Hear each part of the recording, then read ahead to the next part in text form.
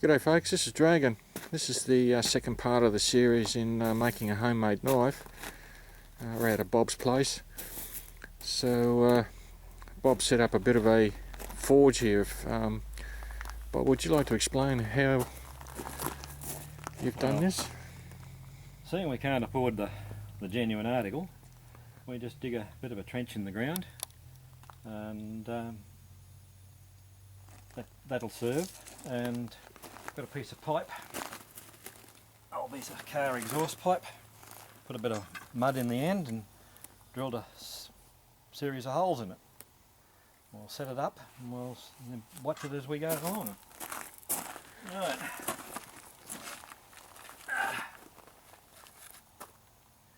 This idea might be very primitive, but it works. Now we set that bloke in there somewhere.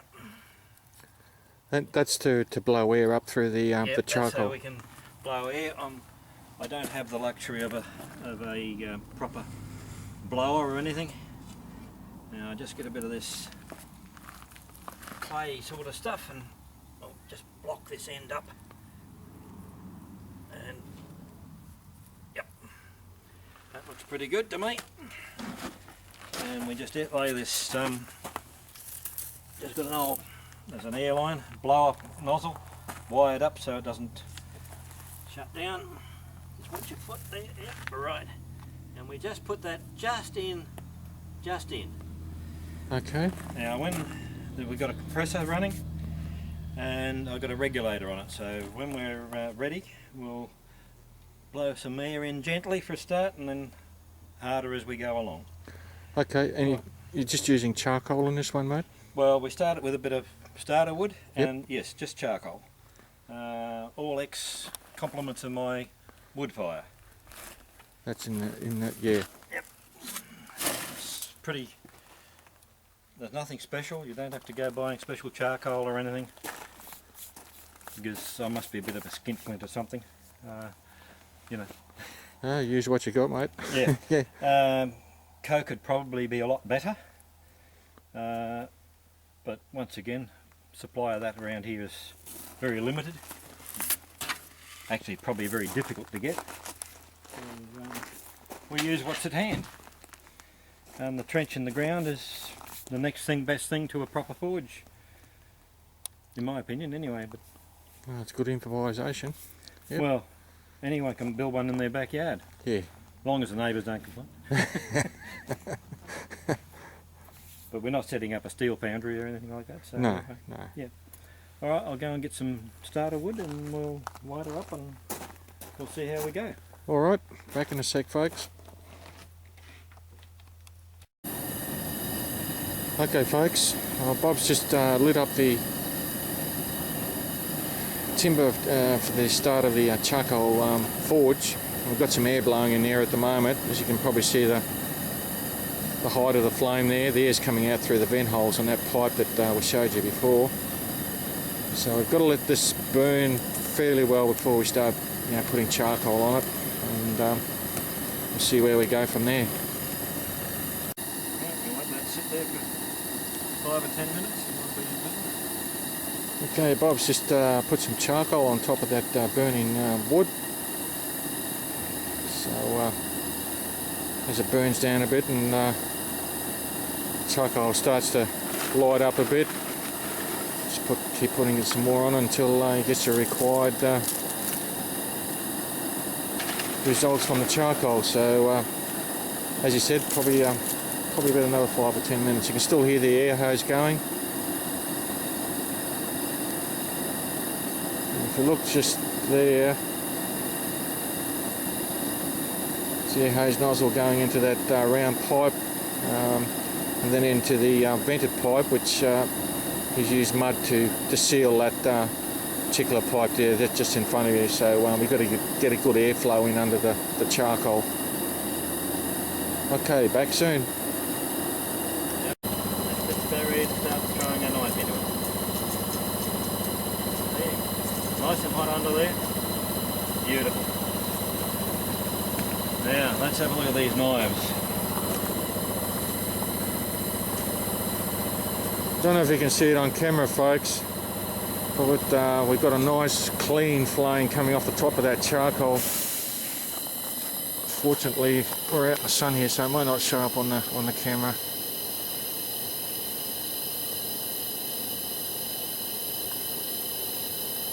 That charcoal's just about ready to go, isn't it, Bob? Yes, I've just got a nice one here.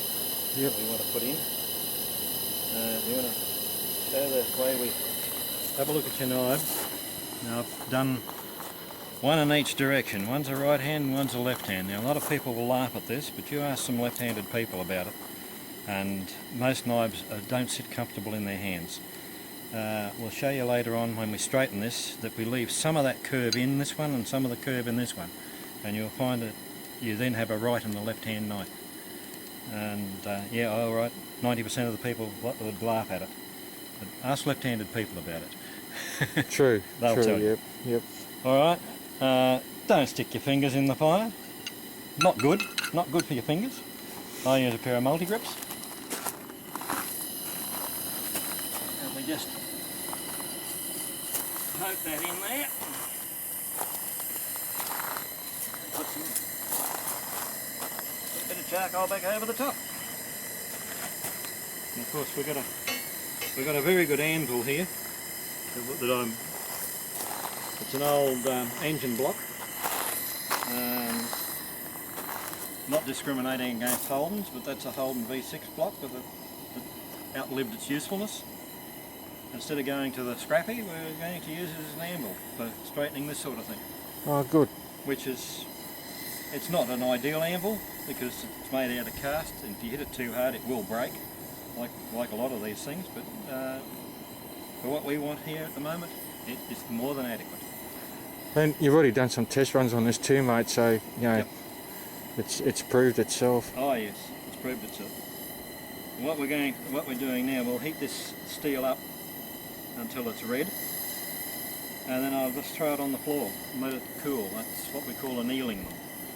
Okay. So that when we need to drill some holes in the end here, so you can attach your handle. Spring steel, you won't normally drill it.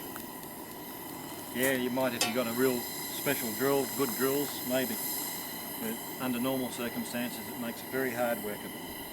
And this way we'll just soften it, make it anneal it, and then later on we'll reheat it and we'll re-temper it. No problems. Okay.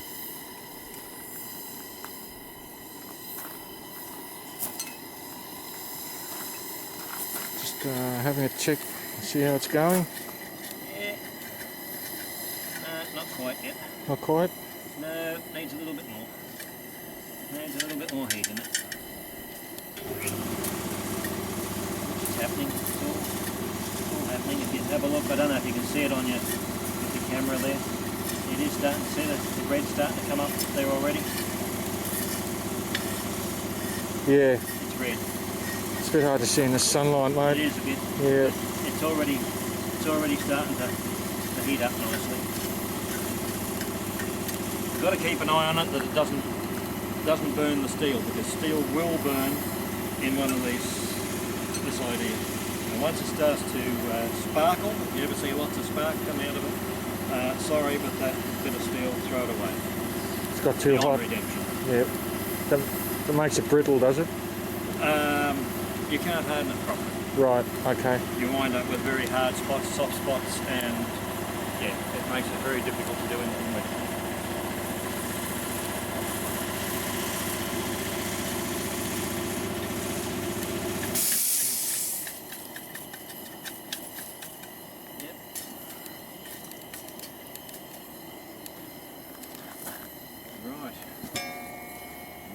Couple more minutes in there, if that, and we'll pull it out of there and we'll give it a bit of a tap out to straighten. Alright, back in a couple of minutes, folks. That is very nice and red.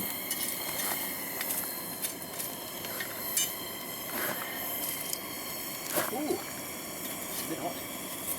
It's definitely too hot. Come again. That's better. Right.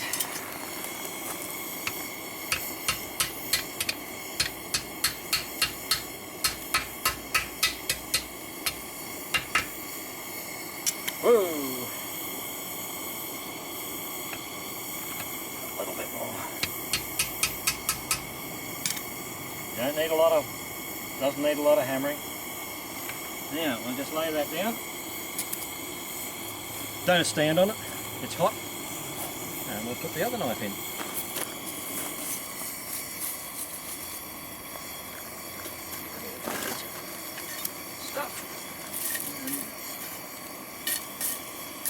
Close over the top of it again. Give it a chance to get hot.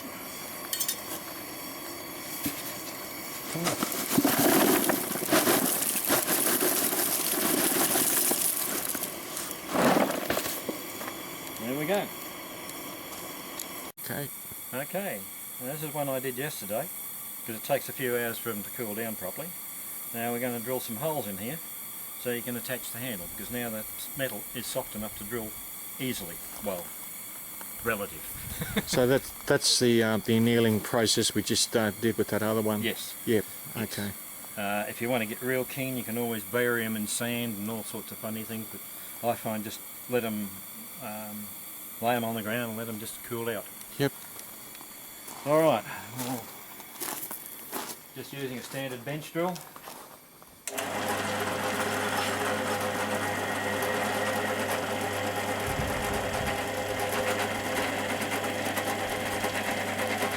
It's not the softest metal in the world, but it's very easily drillable.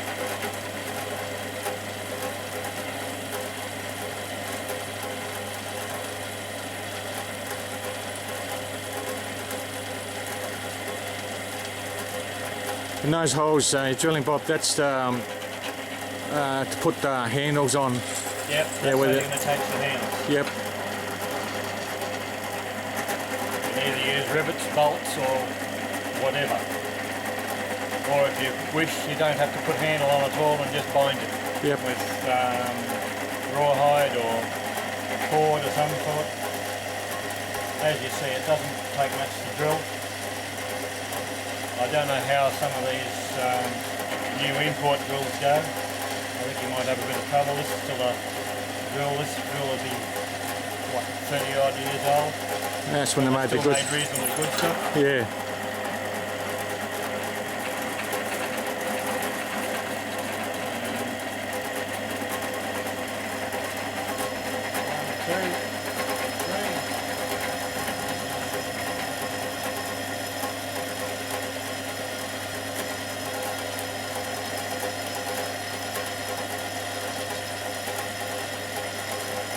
It still looks fairly soft, that metal, doesn't it? It's not very hard. Yes, it's hard. It's tougher than a bit of mild steel, but it still drills quite readily.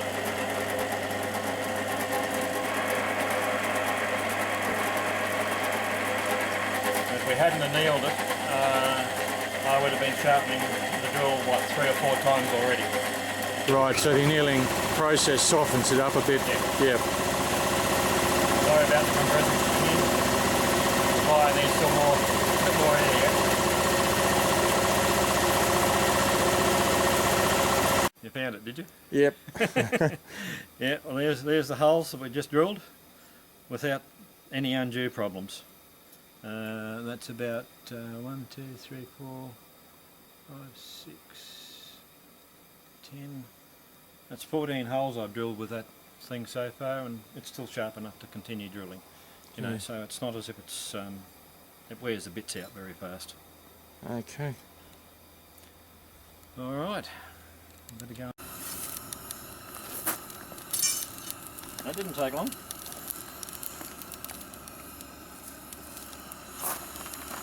Right, do another one. It's got a nice glow to it, that one.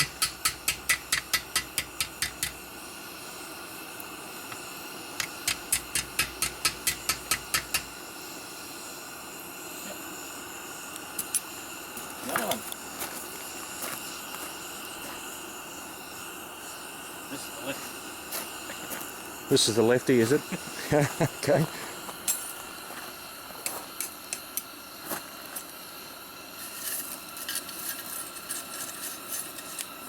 That charcoal's burning very efficiently, mate. There's no smoke coming off No it. smoke coming out of it. So you shouldn't have the neighbours complaining. The only time there's a bit of smoke is when you first fire it up. Yeah. If you want to get become a real cheat, I dare say you'd probably be able to use a gas burner to light the charcoal up to, so Yeah. and you'd have no smoke at all. There's not much smell either, really. No, no. If you're using coke, of course, you've got a much stronger smell. Yeah. Okay. Okay. Well, this is one that we've drilled. We drilled the holes in. It's ready now for tempering. And this is actually a left-handed knife, because you can have a look. We use a straight edge and check it. A slight curve to the left. So when you're cutting, your base here hits before your point hits. Can we just show that again, mate? I was on the wrong angle at that time. You're on the wrong angle. All right. Now this is a left-handed one, because when you put the straight edge on, there's a gap here.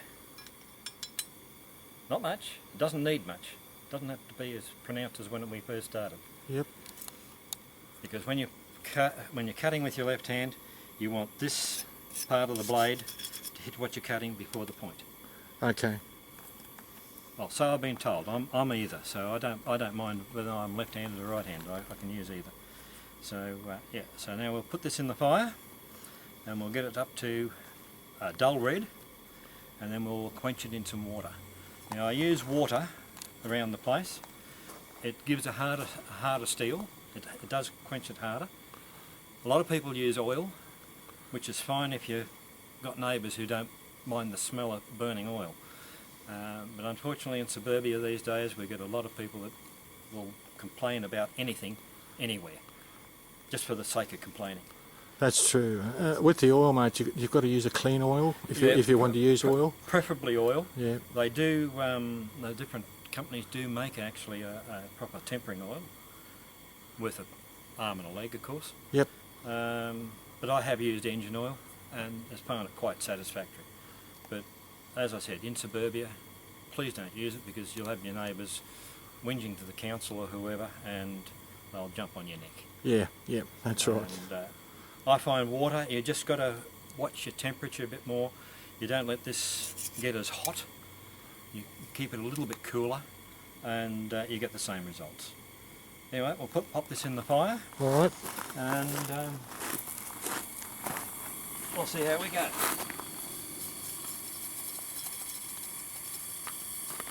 Oh, that's hot stuff.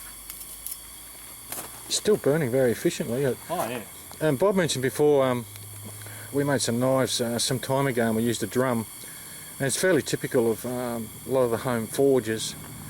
And he was just mentioning before that using this pit method, it uses a lot less charcoal than the drum method we used, what, a couple of years ago, wasn't Yes. it? Yeah. Yeah, it was a couple of years ago. Yeah. Yeah. Okay. Yeah. Because we'll show you those knives afterwards. I've finally finished them. I'm a bit slack these days. All right, back in a few minutes, folks. Yeah, what we're doing at the moment, folks, is we're heating it up to temper it, and that's why we've got the handle sticking out the rear there, so it doesn't heat up as much as the blade. We're actually going to temper the blade, so if you're wondering, that's why we've done it. So it's going to take a while. We've got to switch the compressor back on to get some more air into it, so back soon. You see I don't know if you can see the colour. Just hold it in there. And that's, I don't know if you can see that red. It's still a touch, yeah, it's almost to where I want it. Okay, now we just drop her in the water.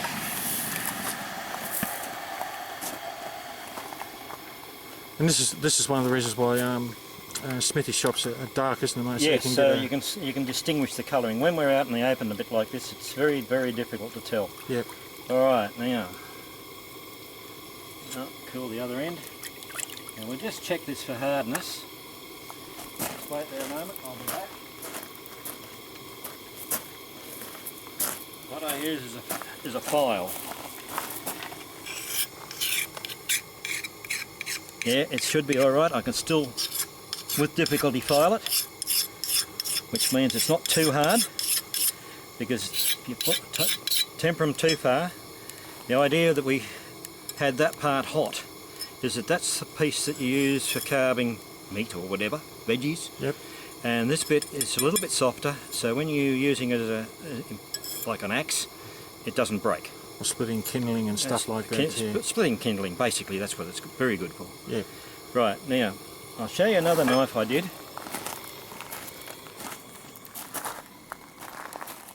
Now this one, it was a little bit too hot when we cooled it, and as you see, I just use it for giving it a bit of a tap, and oh dear, we broke it.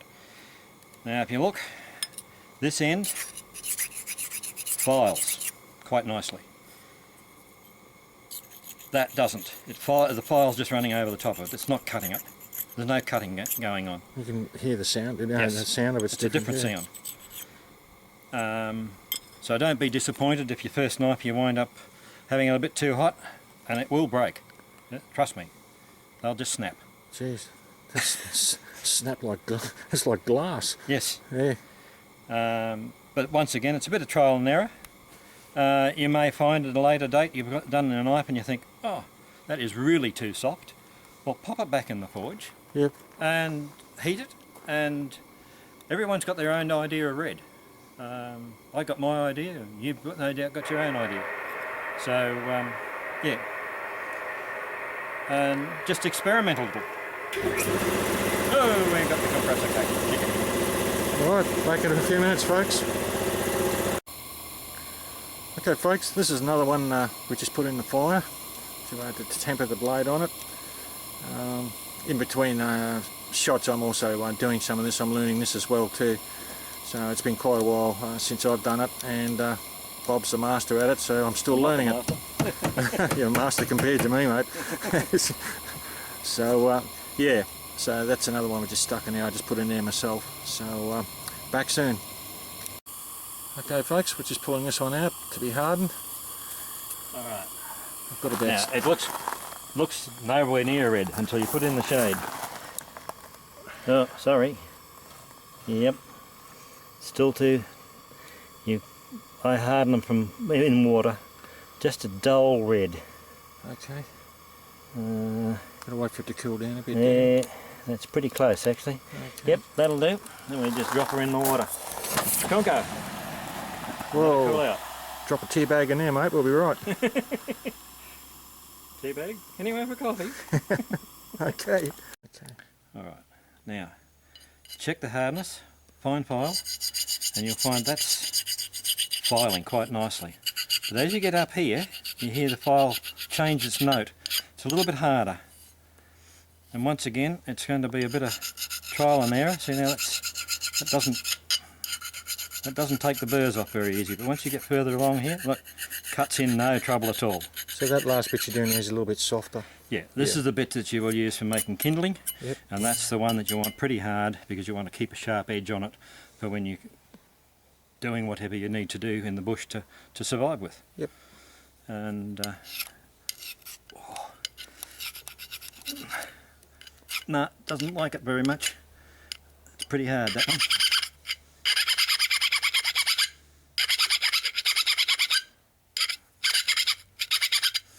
And don't forget, if you resharpen this and you're using a grinder or anything, if it goes anywhere near blue, anywhere along that edge, you've just got to reharden. Okay. Because that softens it again. Yep. Yeah. A lot of people get a knife and then it's not sharp enough, I'll up it with the grinder. Great idea, but you make it soft. And it doesn't matter whose brand of knife you got. Not unless it's stainless steel. Stainless steel doesn't care. It doesn't soften. It'll go blue and all sorts of funny colours. But yeah, this now needs a bit of a put up on a oil stone and a bit of a clean some of the scale off now, and she'll be ready to put some handles on. Okay. Whether or not we won't be putting them on today, I can tell you. No. But whether or not you put timber handle on, or whether or not you bind it with rawhide or paracord, ordinary cord, whatever turns you on. It doesn't matter. If you're only going to use paracord and bind it, you probably don't need these holes here. That hole there is in there to put a cord on, so like a lanyard cord. Okay. So you can't, hopefully you won't lose it. If you're in pretty rough terrain and you've got to cut yourself a bit of a pathway, you put a lanyard cord, make sure there's a lanyard cord on there so you don't lose it. Yep. And once again, which is this one? I'll have to use a straight edge on this one to see if it's a left or a righty. But yeah, but they just need a bit of tidying up now, and you can always blue it like I've done one before here. Where the best I leave that one? Oh, here, stuck in a piece of timber. Good place to leave it. Now that one's been blued, and a bit of oil put on it. Now that's ready to go. You know. Oops. Oh, not blunt. No, it won't blunt either. Can I just get a close up of that one? How close do you want to go? Just there. So that one's ready to go. Put a handle on whatever type of handle. Whatever type of handle you wish to put on. Yes. Yep. Yes, it's all ready to go. Yes, there's still some grind marks in it. But, when you're out in the bush and you need it to survive with, I don't think the grind marks are really going to matter. No, as long as it works. That's the beauty when you make them yourself. You can make this blade as big or as small. You can make the blade this long if you wish. It doesn't matter. The only thing is when it comes to tempering, once again you've got to be careful, because otherwise you'll have a disaster like I had with that other one. Okay. Well, wasn't really a disaster, but it's a good demo of what not can to go do. wrong? Of what not to do. Yes. All right, mate. Okay. Okay, back soon. And animales. All right, folks, we're just about ready to wrap up this series. Just a couple of safety points that Bob brought out, and they're very good ones too. With these charcoal forges, whether it's in the ground as a pit or in a drum or something like that, we've finished what we're going to do today, and this will still remain very hot for another couple of hours. So be warned and be aware to keep children and pets away from it. Very severe burns from these. We've managed to do 6 blades today, was it, mate? 6 blades, yeah. Yep. That's and these are at a point now where they just need Tidying up. yeah. Yeah, just need tidying up a bit on the hone stone to give them a little bit sharper edge, even though they're not bad. But just hone them up with on a whetstone, and yeah. Yep. And as you see, these are pretty standard survival knife. This is one we started, what, 2 or 3 years ago. Finally got round to finishing it. That is actually a skinning knife. And what makes this one different from what we've done? How you've made that from? Well, this one it's thinner to Yep. start off with. It's a different sort of blade, and we actually hot hammered to get that extra width. That was done with heat. Okay. Not we didn't start off with a bigger piece of steel and cut it down. This time we just hammered it out. And that was all done on a charcoal forge too, was Yeah, it? that was all done on charcoal. Okay. Yeah. And it doesn't need a big anvil or anything like that. Actually, this one was done on a bit of old railway line, Oh yeah, yep. and it's come up all right. It's come good. This one again, I just got to whetstone it, get a good final edge on it, and put a handle on, of course. Yeah. Yeah. Oh, that's good. So yeah, so that's another way. Just you can hammer it out. I mean, first part of the series we used electrical equipment. Well, why not use it if we've got it? But this is another way of, as you said, you did it. You just hammered it out. Hot hammered it out. Yeah. Yep. And it thins it out, keeps the back pretty thick, and you hammer the thinness into there. Yep. Which means it's a lot less grinding on anything to bring it up to scratch.